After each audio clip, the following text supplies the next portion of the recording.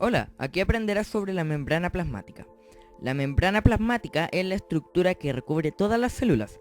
En las células eucariotas hay una serie de membranas internas, llamadas endomembranas, que envuelven los compartimientos intercelulares, como las membranas de las mitocondrias y el aparato de Golgi, como ejemplo.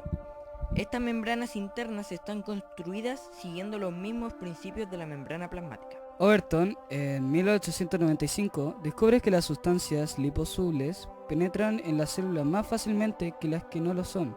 Estos descubrimientos llevaron a que dedujera la existencia de una membrana formada por lípidos. Singer y Nicholson en 1972 propusieron el modelo de mosaico fluido de membrana. Los lípidos forman la bicapa lipídica y las proteínas adoptan una configuración en la membrana según la interacción de sus partes con la molécula que los rodea. Proteínas integrales. Atraviesan por completo la membrana, también conocidos como transmembrana. Proteínas periféricas. No atraviesan la membrana y sobresalen en una de las hermimembranas, es decir, uno de los lados de la membrana. También se consideran periféricas las proteínas que están unidas de manera indirecta a un lado u otro de la membrana, como ya anteriormente expliqué, mediante interacciones con otras proteínas o lípidos de la membrana.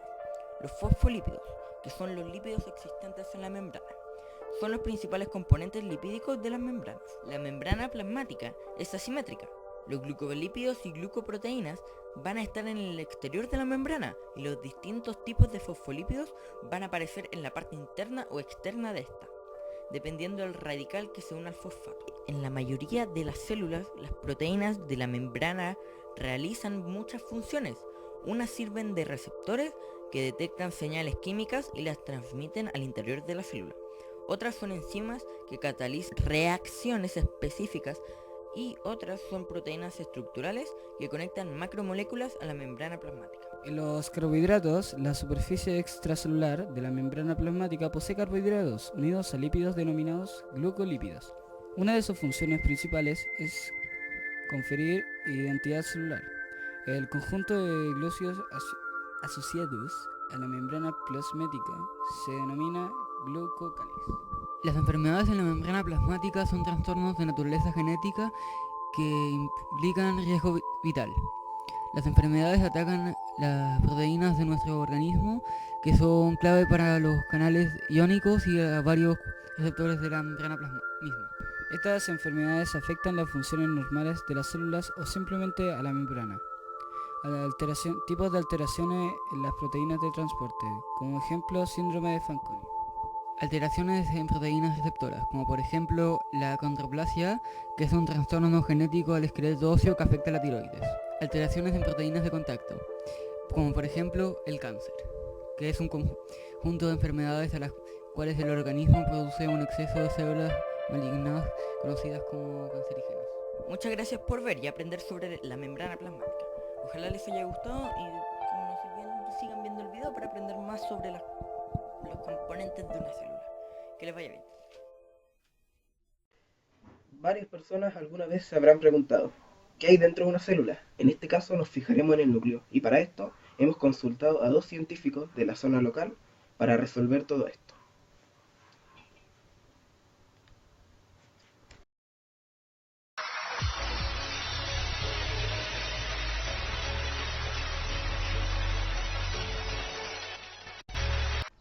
El núcleo es la estructura más destacada de la célula eucarionte, la cual tiene diferentes funciones, como almacenar y recuperar la información del ADN, dirigir las actividades citoplasmáticas, la regulación de proteínas, entre muchas más.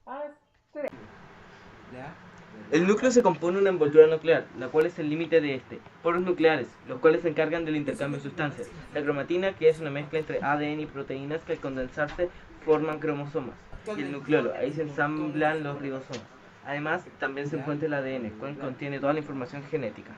Me caí por la escalera. El núcleo se encuentra en el centro del citoplasma.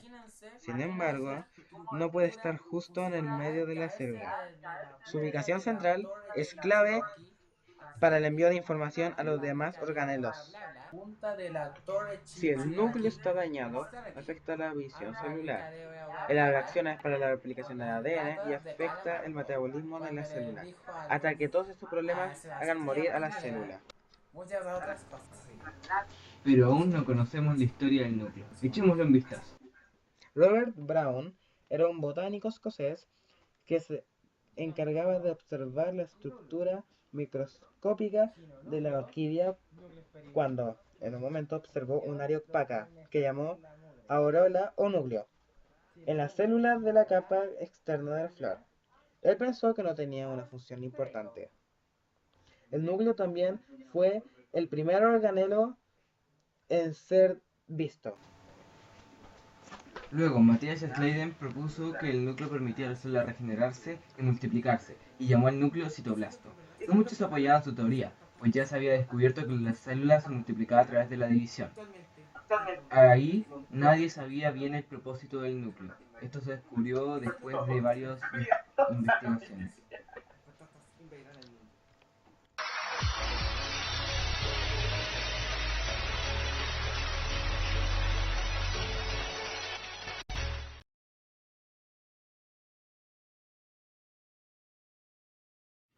Hola, ¿qué tal? Si estás viendo este video es porque quieres saber más acerca de los centriolos. Nosotros seremos tus guías en este video. Bueno, como decía mi compañero, yo también seré su guía en este video. Y les voy a hablar un poco sobre la historia de los centriolos. Los centriolos fueron descubiertos por Hene Guy y Lejansek a finales de 1800, específicamente en 1897. Los centriolos son organelos no membranosos que se encuentran en las células eucariontes animales. Bueno, estos organelos no membranosos se encuentran formados por microtúbulos, unidos gracias a una proteína llamada anexina. También, una pareja de centriolos se les denomina diplosoma. Entre sus funciones destacan que forman parte del citoesqueleto y participan en la división celular. Los centriolos dirigen el movimiento de los cilios y los flagelos. Bueno, estos centriolos se encuentran cerca del núcleo en su etapa de desarrollo y antes de la división celular. Durante la división celular se encuentran perpendicularmente entre sí en los polos. Entre las enfermedades relacionadas con la falla del organelo son la atrofia muscular, Que es una enfermedad causada por no utilizar los músculos lo suficiente la neoplasia muscular, y que es sinónimo de tener un tumor benigno en los tejidos. Algunas células no poseen centriolos, tales como los glóbulos rojos. El peroxisoma es un organelo que destruye el H2O2, más conocido como agua oxigenada. Esta es una célula eucarionte y en células vegetales es llamada glioxisoma. Este fue descubierto en 1965 por Christian de Duc y sus colaboradores. Inicialmente recibieron el nombre de microcuerpos y están presentes en todas las células eucariontes. Dentro del peroxisoma se encuentra una enzima llamada catalasa, la cual acelera la reacción química de destrucción en el H2O2, o más conocida como agua oxigenada. Pero para acelerar este proceso, la enzima necesita dos cofactores como el hemo y el magnesio. Además, esta enzima pertenece a la categoría de los oxidorreductases. El peroxisoma tiene morfología heterogénea. Están rodeados por una membrana que alberga en su interior una matriz bastante homogénea. Su tamaño se clasifica como pequeñas o microperoxisomas de 0,15 micras o 0,5 micras, y grandes, solo presentes en determinados tipos celulares como los hepatocitos, tienen más de 0,5 micras. La membrana de los peroxisomas tiene un 40% de lípidos y un 60% de proteínas. En el interior de algunas peroxisomas se observan estructuras cristalinas que corresponden a la enzima ácido úrico oxidasa.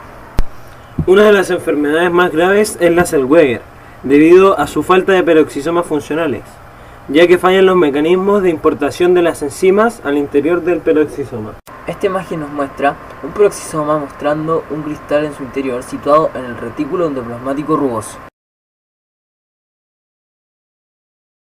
Los cloroplastos fueron descubiertos en el siglo XIX por el botánico Julius von Sach. Los cloroplastos se encuentran en las células de plantas y algas y están en mayor cantidad en las células de las hojas. También se pueden hallar en el parénquima esponjoso y en empalizado. Tienen varias formas. Algunas de estas son de hélice, de copa, ovoide y lenticular. Los cloroplastos tienen su propio ADN y ribosomas. se encargan de realizar la fotosíntesis, la biosíntesis de ácidos grasos y la reducción de nitratos a nitritos. Los cloroplastos pueden padecer de una mutación a su ADN que se reflejan defectos de las proteínas y enzimas. Los lisosomas y vacuolas. Los lisosomas son orgánulos esféricos que se ubican en el citoplasma celular. Son fáciles de encontrar en el microscopio y fueron descubiertos por Christian de Duve. Se suelen encontrar en célula animal. Las vacuolas son pequeñas vesículas de las células de los hongos y las plantas. Permiten el almacenamiento de distintas sustancias, como azúcares o agua. Las vacuolas se suelen encontrar en célula vegetal, pero existen pequeñas vacuolas en célula animal. La forma de las vacuolas depende de cada célula, ya que las necesidades no son siempre las mismas. La primera persona que se cree que observó la vacuola por primera vez fue Anthony van Leeuwenhoek. Ahí se observa imágenes desde el microscopio. Hay muchas enfermedades que se pueden provocar por la falla del lisosoma y la vacuola, como la enfermedad de Fabry, enfermedad de Pompe, enfermedad de Wolman, esfingolopidosis. Esas son algunas de las enfermedades que se pueden encontrar con esta.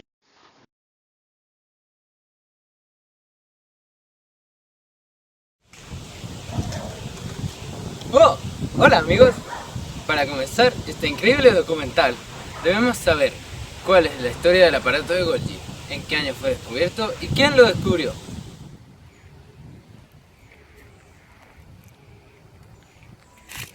El científico que descubrió este increíble organelo celular se llamaba Camillo Golgi y lo descubrió en 1898, pero fue reportado por primera vez por el científico Santiago Ramón y Cajal en 1897.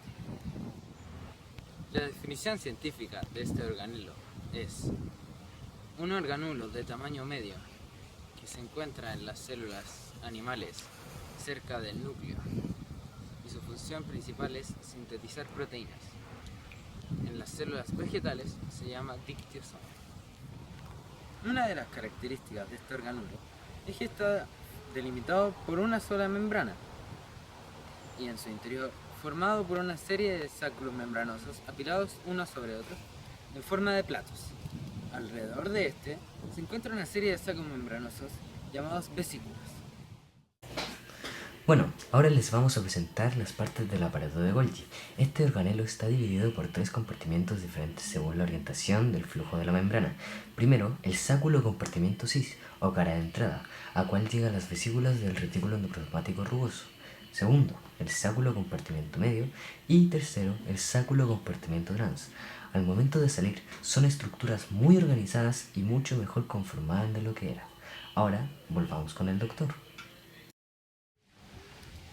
Una de las enfermedades asociadas a la falla del aparato de Golgi es el conocido mal de Alzheimer, que ataca directamente a nivel celular. Lo que pasa es que el aparato de Golgi se sofoca, ya que solo puede contener máximo 50 proteínas, pero la acumulación de las ciertas proteínas llamadas beta-amiloide producen una falla a nivel celular, lo que produce una falla neuronal en el cerebro y se va perdiendo el rastro de la memoria como una consecuencia principal del mal de Alzheimer. El citoesqueleto fue descubierto por el biólogo Kate Purter a principios de los años 80. El doctor Donald Inberg consideró que desde un punto de vista mecánico, la célula se comportaba de manera similar a estructuras arquitectónicas, ya que se define como el esqueleto de la célula. Por ende, es el responsable de muchos movimientos celulares, transportar sustancias entre las distintas partes de la célula, generar protección y estabilidad celular. El citoesqueleto es una compleja red de filamentos característica de las células eucariotas. está formado por 3 tipos de filamentos. 1. Microtúbulos. Mueven los organelos en el interior de la célula. 2. Microfilamentos. Le da estabilidad a la célula y en conjunto con los microtúbulos le dan la estructura y el movimiento. 3. Filamentos intermedios. Su función principal es darle rigidez a la célula. El citoesqueleto, al formar parte importante de la célula y tener como función la protección y soporte de la misma, cuando se ve afectado se pueden desarrollar algunas enfermedades, entre ellas, atrofia muscular, la cual es causada por no utilizar los músculos lo suficiente. Enfermedades neuromusculares. Afectan los nervios que controlan los músculos voluntarios como los brazos y las piernas. Osteoporosis. Es la descalcificación de los huesos que, en forma paulatina, van perdiendo solidez y se vuelven esponjosos. Hola, ahora presentaremos los ribosomas, organelos que se encuentran en células eucariantes y procariantes. Los ribosomas se encargan de sintetizar proteínas, desencriptando y leyendo el ARN. Estos están compuestos por una subunidad mayor y una subunidad menor, y al juntarse crean el ribosoma. El ribosoma fue descubierto por George Palade, el cual lo observó por un microscopio eléctrico. Su nombre deriva de que en Escherichia coli está formado por 2/3 de ARN y 1/3 de proteínas. Fue descrito por Richard P. Roberts. Algunas enfermedades que causan el fallo o anomalía del ribosoma son Diamond-Blackfan anemia, esclerotorosis congénita, Shwachman-Diamond syndrome, Falk-Myelodysplastic syndrome, Bowen-Conradi syndrome. Los individuos con Diamond-Blackfan anemia a menudo tienen malformaciones de las extremidades, la cara y diversos órganos, y también tienen un mayor riesgo al cáncer. La mitocondria fue descubierta por varias personas, justificando todos los nombres que tiene. Probablemente uno de los primeros en descubrirlo fue Colliker, al notar gránulos en células musculares de insectos. Este organelo participa en la respiración celular. Su función es producir energía en forma de ATP a partir de compuestos orgánicos y se encuentra en todas las células eucariontes, vegetales y animales. Su forma es alargada y ovalada. Su estructura está formada por una doble membrana separadas por un espacio intermembrana y una matriz mitocondrial. En la matriz están las enzimas que oxidan los ácidos grasos, los aminoácidos, el ácido purílico y el ciclo de Krebs. Ahí se encuentran las moléculas de ADN, ribosomas y ARN.